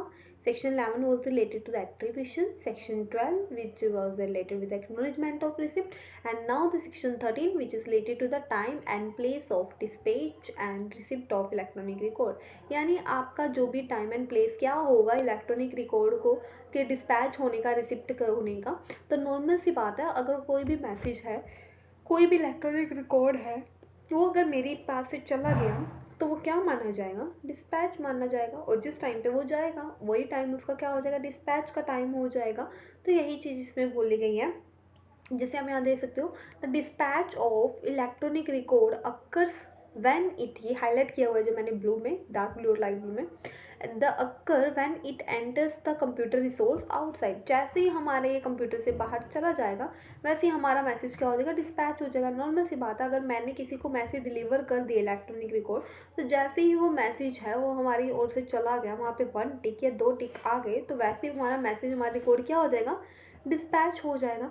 The time of the receipt of electronic record क्या होगा, जब क्या हो जाएगा, जैसे यहाँ बताया हुआ है कि नीचे हमें क्या बताया हुआ है, the time shall be determined as follows, क्या हो जाएगा, occurs at the time when the electronic record enter in the designated computer resource, यानी जिसको हमने शेयर करना था उसके पास अगर वो पहुंच गया तो वो क्या हो जाएगा, time of the receipt. Time of the dispatch तो नॉर्मल सी बात है, जब मैंने मैसेज डिलीवर कर दिया, इलेक्ट्रॉनिक रिकॉर्ड डिलीवर कर दिया, तो टाइम ऑफ डिस्पैच होगा। और जैसे सामने वाले के सॉफ्टवेयर, सामने वाले के कंप्यूटर, पीसी, टैब में वो मैसेज चला जाएगा तो वो क्या हो जाएगा, टाइम ऑफ रिसिप्ट, ठीक है। So receipt occurs at the time when the electronic record is retrieved by the addressee। जब हमारा जो एक क्या है, इलेक्ट्रॉनिक रिकॉर्ड है, वो रिट्राइव हो चुके हैं एड्रेसी के थ्रू, तो वो क्या हो जाएगा, टाइम ऑफ द रिसीव। तो ये बड़ी कॉमन सेंस वाली है, डिस्पैच और रिसीव वाली, कि कोई भी मैसेज है, कोई भी रिकॉर्ड है, वो डिस्पैच होगा जब मैं उसे डिलीवर कर दूंगी, और वो रिसीव हो जाएगा जब सामने वाले के सॉफ्टवेयर, सामने वाले के मोबाइल टैब में वो मैसेज या रिकॉर्ड पहुंच जाएगा। Simple. If I said good morning, अगर मैं आपको गुड मॉर्निंग बोलती हूँ, आपके मैसेज में वो मैसेज आ चुका है, तो मैंने जब मेरे फ़ोन से गया, that is the dispatch time. जब आपके फ़ोन में वो आ गया, आपने उसे रिसीव कर लिया, that will be the receipt of the electronic record, ठीक है। ये 3 चीजें हमारी हो गई है। चैप्टर हमने 4 किया, चैप्टर 4 में सेक्शन क्या थे, 11, 12, 13 हमने कर लिए। नाउ द चैप्टर 5, चैप्टर 5 के secure electronic record and secure electronic signature, electronic signature और इलेक्ट्रॉनिक रिकॉर्ड इसमें हम करेंगे। तो सेक्शन नंबर 14 है सिक्योर इलेक्ट्रॉनिक रिकॉर्ड से रिलेटेड है, जहाँ पे क्या हुआ, any security procedure has been applied to electronic record at a specific point of time, then such record shall be deemed to be the secure electronic record. जहाँ पे भी एक रिकॉर्ड के ऊपर सिक्योरिटी प्रोसीजर है वो अप्लाइड है, तो वो रिकॉर्ड क्या माना जाएगा, सिक्योर माना जाएगा। तो नॉर्मल सी बात है। फॉर एग्जाम्पल मान लीजिए आपके फ़ोन के अंदर कोई ऐप है, मान लीजिए आपकी व्हाट्सएप ही ले लीजिए, आपकी व्हाट्सएप है, मान लीजिए आपका कोई फ्रेंड है, उन्हें आपके फ़ोन के पासवर्ड पता है, उन्होंने आपका फ़ोन देख लिया, व्हाट्सएप उन्होंने ओपन कर लिया, तो वो इजीली ओपन कर सकते हैं। आपके फ़ोन के पासवर्ड अगर उन्हें पता है तो वो कर सकते हैं, ठीक है। या फिर आपने कोई पासवर्ड ही नहीं लगाया तो कोई भी पर्सन आएगा आपके फ़ोन से आके आपके फ़ोन को एक्सेस कर सकता है, आपकी इन्फॉर्मेशन को क्या कर सकता है, स्टील भी कर सकता है, देख सकता है कोई भी आपकी पर्सनल इन्फॉर्मेशन, एनीथिंग, ठीक है। बट अगर आप अपने फ़ोन को पासवर्ड से प्रोटेक्ट कर लेंगे, तो क्या आपके फ़ोन को कोई आपकी परमिशन के बाद के बिना ओपन कर सकता है? नॉट एट ऑल, कोई भी नहीं कर सकता, बिकॉज उन्हें उस चीज़ के लिए क्या चाहिए होगी, परमिशन चाहिए होगी। इट मीन्स आपने अपने फ़ोन के ऊपर सिक्योरिटी लगा दी है, आपकी परमिशन के बिना कोई भी पर्सन आके आपकी इंफॉर्मेशन को एक्सेस नहीं कर सकता। सिमिलरली सिक्योर इलेक्ट्रॉनिक रिकॉर्ड क्या होता है, ऐसा इलेक्ट्रॉनिक रिकॉर्ड जहाँ पे कोई ना कोई सिक्योरिटी प्रोसीजर है वो क्या हो चुका हो, अप्लाइड हो चुका हो। तो ये किस में आता है, सेक्शन 14 के अंदर।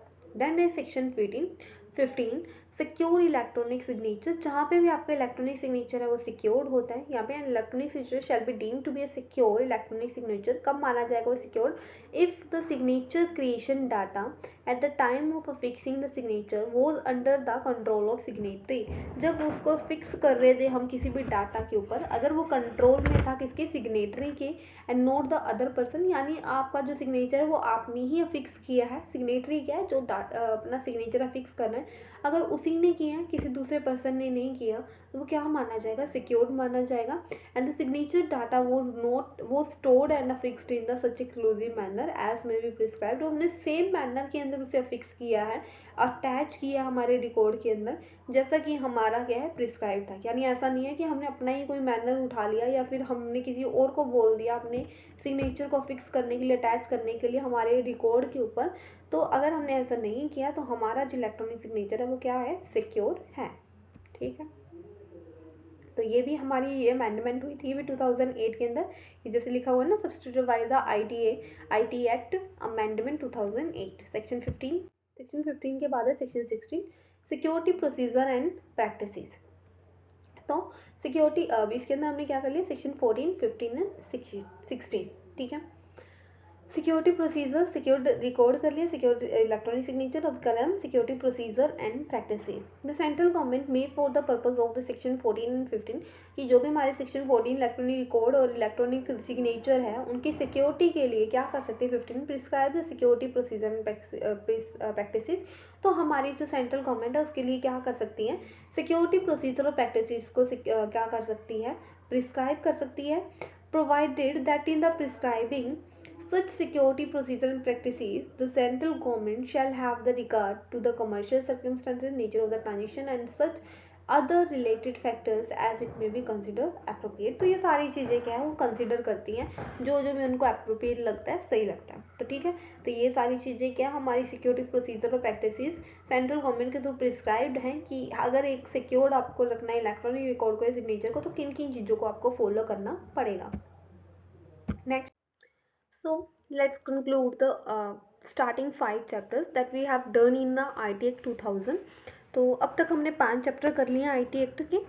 IT एक्ट का जो पहला चैप्टर था दैट इज द प्रीलिमिनरी के अंदर मैंने आपको पहले ही बताया था कि इसके अंदर हमने बेसिकली 3 चीज़ें की थी। नंबर 1 कि ये एक्ट हमारा कहाँ कहाँ पे इम्प्लीमेंटेड है, तो मैंने आपको बताया था कि ये पूरे होल इंडिया में इम्प्लीमेंटेड है, ठीक है।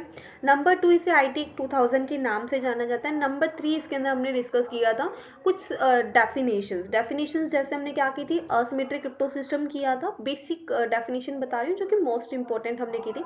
असिमेट्रिक क्रिप्टो सिस्टम किया था। असिमेट्रिक क्रिप्टो सिस्टम का मीनिंग क्या होता है, asymmetric crypto system is the system consist of की पेयर, ये की पेयर को कंसिस्ट करता है की पेयर क्या होते हैं, हमारे दो कीज होती हैं, एक होती है प्राइवेट की और एक होती है public key. Private key which is use to create the digital signature and public key which is use to verify the digital signature. यानी हम जो डिजिटल सिग्नेचर है वो क्रिएट करते हैं प्राइवेट की के थ्रू, और जो उसे वेरीफाई किसके थ्रू करते हैं हम, दैट इज द पब्लिक की। पब्लिक की किसके पास होती है, सर्टिफाइंग अथॉरिटी के पास होती है। फिर हमने सर्टिफाइंग अथॉरिटी की भी डेफिनेशन की थी। सर्टिफाइंग अथॉरिटी क्या होती है, अथॉरिटी जो ऑथोराइज्ड होती है, जिसे लाइसेंस मिला होता है किस चीज का, डिजिटल सिग्नेचर इशू करने का। तो सर्टिफाइंग अथॉरिटी कर लिया था हमने। देन हमने किया था साइबर कैफे। साइबर कैफे क्या प्लेस होता है जहाँ पे इंटरनेट को कंट्रोल किया जाता है, उसकी एक्सेस प्रोवाइड करवाई जाती है। साइबर सिक्योरिटी किया था।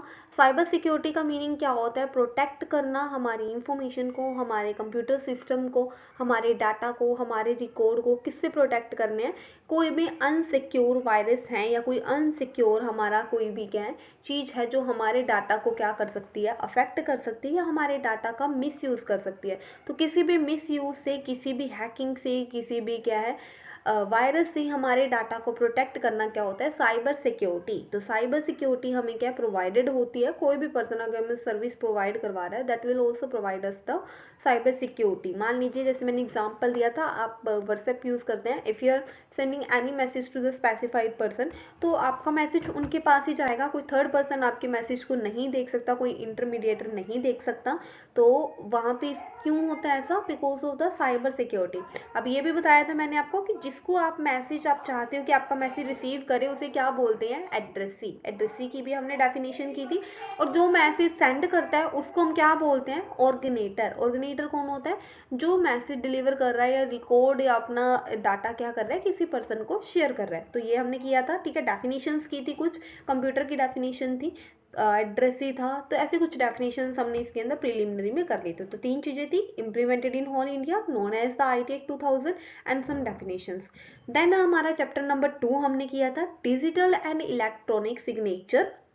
डिजिटल और इलेक्ट्रॉनिक सिग्नेचर क्या होते हैं, ये वो सिग्नेचर हैं जो कि हमारे रिकॉर्ड्स को ऑथेंटिकेशन प्रोवाइड करवाते हैं, इलेक्ट्रॉनिक रिकॉर्ड्स को। यानी जब हमारे इलेक्ट्रॉनिक रिकॉर्ड्स के ऊपर डिजिटल या इलेक्ट्रॉनिक सिग्नेचर अफिक्स हो जाते हैं, अटैच हो जाते हैं, तो हमारे जो रिकॉर्ड्स हैं वो क्या मान हो जाते हैं, वैलिड हो जाते हैं, उनको ऑथेंटिकेशन मिल जाती है।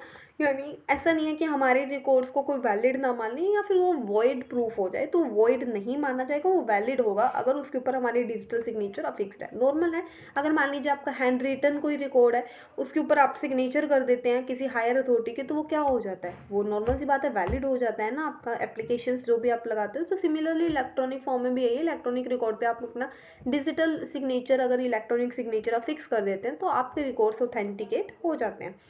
Asymmetric crypto system and hash function का यूज होता है इलेक्ट्रॉनिक डिजिटल सिग्नेचर को क्रिएट करने में। असिमेट्रिक क्रिप्टो सिस्टम का यूज कैसे होता है, असिमेट्रिक क्रिप्टो सिस्टम में दो कीज होती हैं, प्राइवेट की और पब्लिक की। प्राइवेट की डिजिटल सिग्नेचर को क्रिएट करती है और पब्लिक की डिजिटल सिग्नेचर को वेरीफाई करती है। देन हमने हैश फंक्शन किया था। हैश फंक्शन क्या होता है, हैश फंक्शन एक एल्गोरिदम है जो, या फिर मैपिंग है, मैपिंग ट्रांसलेशन है, जो क्या करती है, ट्रांसलेट करती है हमारे डाटा को किसमें, from the larger bit to smaller bit. Then हमने किया था difference between the digital signature and electronic signature. तो ये चीज हमेशा ध्यान रखनी है कि digital signature and electronic signature both are not same, दोनों सेम नहीं है, दोनों में थोड़ा बहुत एक माइनर सा डिफरेंस है। क्या डिफरेंस है दोनों में, डिजिटल सिग्नेचर इलेक्ट्रॉनिक सिग्नेचर में, डिजिटल सिग्नेचर है वो एक एल्गोरिदम का यूज करके क्रिएट होता है, नंबर वन। जैसे हमारी लैंग्वेजेस होती है ना, जावा स्क्रिप्ट या फिर C++, तो यहाँ पे क्या होता है, एल्गोरिदम का यूज होता है, ठीक है, मेथड्स का यूज होता है। सिमिलरली डिजिटल सिग्नेचर को भी क्रिएट करने में कुछ एल्गोरिदम का यूज होता है, और क्या होता है, एनक्रिप्टेड असिमेट्रिक क्रिप्टो सिस्टम का यूज होता है इसे क्रिएट करने में। लेकिन इलेक्ट्रॉनिक सिग्नेचर में ऐसा कुछ नहीं होता है। नंबर टू, डिजिटल सिग्नेचर जब क्रिएट होता है ना, तो डिजिटल सिग्नेचर के साथ हमारी पर्सनल इंफॉर्मेशन भी अटैच्ड होती है, लेकिन इलेक्ट्रॉनिक सिग्नेचर के साथ हमारी पर्सनल इंफॉर्मेशन अटैच्ड नहीं होती है। दूसरा, digital signature is the part of the electronic signature. तीसरा, digital signature is more secure than the electronic signature. अब डिजिटल सिग्नेचर इलेक्ट्रॉनिक सिग्नेचर का एक पार्ट है, तो इलेक्ट्रॉनिक सिग्नेचर के कुछ टाइप्स हैं। क्या होते हैं इलेक्ट्रॉनिक सिग्नेचर के टाइप, एक इसका टाइप है डिजिटल सिग्नेचर, दूसरा उसका टाइप हो जाएगा कोई सिंबल मान लीजिए, कोई इमेज मान लीजिए, अदर जो भी हमारे स्टैंप वगैरह एग्जाम्पल हैं वो इलेक्ट्रॉनिक सिग्नेचर के ही एग्जाम्पल है। तो ठीक है, डिजिटल सिग्नेचर एक इलेक्ट्रॉनिक सिग्नेचर का ही पार्ट होता है। ये हमने किया था किसके अंदर, चैप्टर 2। देन हमने किया था चैप्टर 3 इलेक्ट्रॉनिक गवर्नेंस। ये किसमें, इसमें कौन से सेक्शन आते हैं हमारे, सेक्शन 4 to 10 है। तो इसके अंदर हमने क्या क्या किया था, इलेक्ट्रॉनिक गवर्नेंस। इलेक्ट्रॉनिक गवर्नेंस का मतलब क्या है कि जो भी हमारा इलेक्ट्रॉनिक सिस्टम है वो कितना गवर्नड है, कितनी उसको लीगल रिकॉग्निशन मिली हुई है। ठीक है, तो इसमें सबसे पहले हमने किया था point 1, legal recognition to the electronic record and electronic signature. तो legal recognition to electronic record section 4 में था, and legal recognition to electronic signature किस में था, सेक्शन 5 में। इट मीन्स जो भी हमारे इलेक्ट्रॉनिक रिकॉर्ड्स हैं उनको क्या है, लीगल रिकॉग्निशन मिली हुई, यानी वो लीगली रिकॉग्नाइज्ड है। ऐसा नहीं है कि आप किसी को इलेक्ट्रॉनिक रिकॉर्ड प्रेजेंट कर देंगे तो वो लीगल नहीं होगा, that will also be the valid और लीगल, वो लीगल भी होगा और वो वैलिड भी होगा। आप इलेक्ट्रॉनिक रिकॉर्ड भी प्रेजेंट कर सकते हैं। नंबर क्या था, सेक्शन 5, सेक्शन 4 कर लिया रिकॉर्ड्स का। Then the legal recognition to electronic signature that belongs to the section 5, यानी आपकी जो भी इलेक्ट्रॉनिक सिग्नेचर है, अगर मान लीजिए कहीं पे भी किसी भी लॉ में ये बोला हुआ है कि आपका जो भी डॉक्यूमेंट्स है that must be affixed with the signature, अगर वहाँ पे लिखा हुआ है कि वहाँ पे सिग्नेचर अफिक्स होने चाहिए आपके रिकॉर्ड के ऊपर, लेकिन अगर आप वहाँ पे इलेक्ट्रॉनिक सिग्नेचर भी अफिक्स कर देते हैं तो वो बिल लीगल माना जाएगा, वैलिड माना जाएगा, इलीगल या वॉइड नहीं माना जाएगा। ठीक है, सेक्शन 4, 5 हो गया। Then the use of electronic record and electronic signature in government and its agency, section 6। अगर कहीं पे भी गवर्नमेंट में या इसके एजेंसीज में बोला हुआ है कि इस चीज़ का किसी भी रिकॉर्ड का या फिर किसी भी सिग्नेचर को यूज़ करने का, वहाँ पे चाहे इलेक्ट्रॉनिक वर्ड लिखा हो या ना हो, लेकिन फिर भी अगर वहाँ पे इलेक्ट्रॉनिक रिकॉर्ड, इलेक्ट्रॉनिक सिग्नेचर का आप यूज़ करते हैं, that will also be the valid, वो भी वैलिड होगा। देन है retention of electronic record, that is a section 7। Section 7 हमने किया था किससे रिलेटेड, रिटेंशन से रिलेटेड, कि आपका जो भी इलेक्ट्रॉनिक रिकॉर्ड है, अगर मान लीजिए किसी भी लॉ के अंदर बोला हुआ है कि आपको ये जो रिकॉर्ड है इसे मेंटेन करके रखना है, अगर आप उस रिकॉर्ड की हार्ड कॉपी आप नहीं मेंटेन कर पाए, लेकिन अगर आपने उसकी इलेक्ट्रॉनिक कॉपी यानी सॉफ्ट कॉपी मेंटेन करके रखी हुई है, तो वो भी क्या मानी जाएगी, वैलिड मानी जाएगी। दूसरा, इलेक्ट्रॉनिक रिकॉर्ड जो होते हैं वो हमेशा किस में होते हैं, रिटेन्ड, उसकी ओरिजिनल फॉर्म में ही रिटेन रहते हैं। मान लीजिए कोई पेपर है, आप उसे संभाल के रख लीजिए, कोई भी असाइनमेंट है, कोई भी नोटबुक है, कोई आपके नोट्स हैं, अगर वो उसके हार्ड कॉपी आप संभाल के रखेंगे तो यू विल फाइंड दैट कि आफ्टर सम टाइम आपके वो जो पेज हैं, वो पेपर है, वो थोड़े बहुत क्या होने लग जाएंगे, थोड़ी उन पे पाइलनेस आने लग जाएगी, वो पीले होने लग जाएंगे, यानी थोड़े थोड़े पेपर्स क्या हो जाएंगे, खराब हो जाएंगे, या हो सकता है कि कभी कोई पानी वगैरह गिर जाए तो वो खराब हो जाए, तो हो सकता है वो चीज़ खराब हो सकती है। बट यहाँ पे जो आपके इलेक्ट्रॉनिक रिकॉर्ड है वो हमेशा क्या रहते हैं, उसकी ओरिजिनल फॉर्म में ही सेव रहते हैं। अगर आपने आप ई ड्राइव के ऊपर, जी ड्राइव के ऊपर कोई चीज़ है वो अपलोड कर दी, तो वो आपकी वो चीज़ ऐसा नहीं है कि कुछ टाइम बाद वो चीज़ पीली हो जाएगी, दिखनी बंद हो जाएगी, उसकी ओरिजिनल फॉर्म में ही सेव रहेगी जब तक आप उसको ज़्यादा ट्रांसमिशन उसकी नहीं करते। अगर आप उसकी ज़्यादा ट्रांसमिशन नहीं की तो वो वैसे ही क्या रहेगी, सेव रहेगी, प्रोटेक्टेड रहेगी। ठीक है, that is the section 7। Then उसके बाद है audit of documents etcetera in electronic form, कि आपके पास अगर कहीं पे भी ऑडिट ऑफ द डॉक्यूमेंट, किसी भी लॉ में बोला हुआ है कि इन डॉक्यूमेंट्स की क्या करवानी है, आपको ऑडिट करवानी है, तो अगर आप क्या करते हैं, आपका वो जो डाटा है इलेक्ट्रॉनिक फॉर्म के अंदर है, ठीक है, तो आप इलेक्ट्रॉनिक फॉर्म में भी उनकी क्या ऑडिट करवा सकते हैं। देन उसके बाद है publications of rules regulation etcetera in electronic gazette, that belongs to the section A, यानी अगर कहीं पे भी आपकी किसी भी रूल रेगुलेशन को पब्लिश करने के बारे में बोला हुआ है, अगर आप उसे इलेक्ट्रॉनिक गैजेट में भी पब्लिश करते हैं, that will also be the valid, वो भी वैलिड है, उसको लीगल रिकॉग्निशन मिली हुई है इलेक्ट्रॉनिक गैजेट को भी। तो जैसा आजकल आपने देखा होगा कि जो भी हमारे बिल या बजट पास होते हैं तो वो इलेक्ट्रॉनिक गैजेट के थ्रू भी हमारे सामने विजिबल होते हैं, इलेक्ट्रॉनिकली भी हम उनके थ्रू क्या कर सकते हैं, उनकी एक्सेस ले सकते हैं। ठीक है, देन उसके बाद है section 9, section 6, 7 and 8 note to confer right to insist document should be accepted in electronic form। तो ये क्या बोलता है, अब देखो ऊपर वाले जो पॉइंट्स थे वहाँ पे क्या बोला है हमने सारे पॉइंट्स में, कि हमारे जो भी इलेक्ट्रॉनिक रिकॉर्ड है वो वैलिड है, रिकॉग्नाइज्ड है, लीगली रिकॉग्नाइज्ड है, वो वॉइड नहीं है, लीगल है। तो ये चीज़ें हमने ऊपर वाले में बोली थी। अब जब ऊपर वाले में इतना कुछ बोल दिया तो लोगों के मन में ये चीज़ आ सकती है कि हाँ, हम किसी भी ट्रांजेक्शन को क्या कर सकते हैं, इलेक्ट्रॉनिकली कर सकते सकते हैं। तो उनका ये वहम निकालने के लिए भी कि हर जगह आप किसी दूसरे पर्सन को क्या इंसिस्ट या फिर कंपेल नहीं कर सकते कि वो भी आपके साथ इलेक्ट्रॉनिक ट्रांजेक्ट करे। फॉर एग्जाम्पल जैसे मैंने आपको बताया था कि मान लीजिए आप किसी फ्रूट्स वाले के पास गए हैं, आपने उनसे फ्रूट्स परचेज कर लिए। अब जब आप उनसे फ्रूट परचेज करने के बाद आपको पेमेंट करनी है, आपके पास कैश नहीं है, आपने सोचा आप ऑनलाइन कर दें, बट अगर फ्रूट्स वाला ऑनलाइन उसके पास नहीं है, स्कैनर उनके पास नहीं है, तो आप उनको इंसिस्ट नहीं कर सकते, उन्हें कंपेल या उनसे धक्का आप नहीं कर सकते कि हम जो है ऑनलाइन पेमेंट ही करेंगे। तो आपको उनको कैश देना ही पड़ेगा। You can't and you don't have right to insist the document should be accepted in electronic form. आप नहीं कह सकते कि आपकी पेमेंट इलेक्ट्रॉनिक फॉर्म में एक्सेप्ट करें। ये किसके अंडर आता है? Section 9 of the chapter 3 of the ITA 2000। ठीक है। देन उसके बाद है validity of contracts formed through the electronic means. ये किसमें आता है? सेक्शन 10A कि अगर आप कोई भी कॉन्ट्रैक्ट फॉर्म करते हैं किसके थ्रू? इलेक्ट्रॉनिक फॉर्म के थ्रू, तो वो भी वैलिड माना जाएगा। तो कॉन्ट्रैक्ट की हमारी क्या होती है? सबसे पहले आप सामने वाले को प्रपोजल देते हैं, सामने वाला आपका प्रपोजल एक्सेप्ट करता है, प्रपोजल एक्सेप्ट करते ही वो किस में कन्वर्ट हो जाता है? प्रॉमिस। प्रॉमिस के साथ कंसिडरेशन ऐड होती है तो वो कन्वर्ट हो जाता है एग्रीमेंट में। जब एग्रीमेंट के साथ लीगल एनफोर्सिबिलिटी ऐड होती है तो वो किस में कन्वर्ट हो जाता है? कॉन्ट्रैक्ट में। अगर ये सारा प्रोसीजर आप इलेक्ट्रॉनिक फॉर्म में भी करते हैं कि इलेक्ट्रॉनिकली आपने मान लीजिए ईमेल के थ्रू सामने वाले को प्रपोजल दिया, सामने वाले ने आपका प्रपोजल एक्सेप्ट किया, कंसिडरेशन वहाँ पे ऐड होगी, अगर ये सारी प्रोसेस इलेक्ट्रॉनिक फॉर्म में इलेक्ट्रॉनिक मीन के थ्रू भी होगी, that will also be the valid. वो वैलिड मानी जाएगी किसके according? According to the section 10A of chapter 3 electronic governance of the ITA 2000। ठीक है। तो ये होगा हमारा चैप्टर नंबर 3। 1 कर लिया preliminary, chapter 2 digital and electronic signature, chapter 3 electronic governance. Then आ गया हमारा chapter number 4 attribution acknowledgement and dispatch of the electronic record कि आपके जो भी इलेक्ट्रॉनिक रिकॉर्ड्स हैं ये इसके सेक्शन क्या थे हमारे? Section 11, 12 and 13। Attribution belongs to the section 11, acknowledgement to the section 12 and dispatch of electronic records is related to the section 13। ठीक है। तो एट्रीब्यूशन का मतलब क्या था कि जो भी आपके मैसेजेस होंगे या जो भी इलेक्ट्रॉनिक रिकॉर्ड आप किसी को भी सेंड करते हैं, डिलीवर करते हैं, तो वो हमेशा किससे रिलेटेड होंगे, उनके ऊपर राइट किसका होगा या वो किसको एट्रीब्यूटेड होंगे? वो होंगे हमेशा किसको? ऑर्गेनेटर को। ऑर्गेनेटर कौन होता है?